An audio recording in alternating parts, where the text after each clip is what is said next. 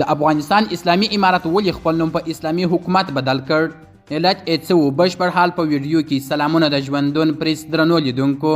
په افغانستان کې د اسلامي امارت جمهوریت او نورو نومونو په سر لا هم نظرونه او کړکېچ موجود دی.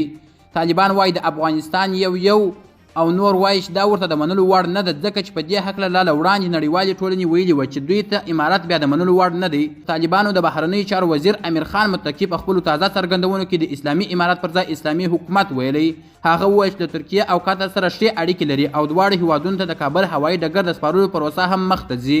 هغه وویل د زیات شمېر هیوادونو مشرتابه زموږ د بهرنیو چارو وزارت سره رسمي تعامل لري. موږ زیات شمېر سفارتونو ته ډیپلوماټان استولي او یو شمېر زاړه ډیپلوماټان هم شته چې نوي اسلامي حکومت ته پوره اطاعت کوي.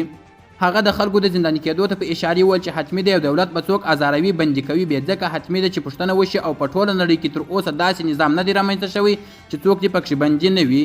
متقي ویل کومې ښځینه ژورنالستانې چې له دندو پرکور شوي هغوی ته رسنۍ امکانات نه ورکوي باید د دې پړه پر موږ وانهچول شي.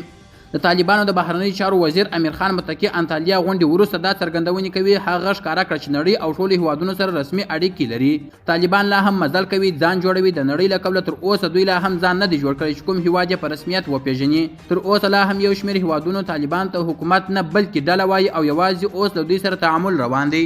په درمنو لیدونکو ډیره زیاته مننه چې ویډیو مو تر پایه وکتل. زموږ همدغه یوټیوب چینل در سره سبسکرایب او ویډیو مخ ته شیر کړئ. تر بیا او بلې ویډیو ښې چارې.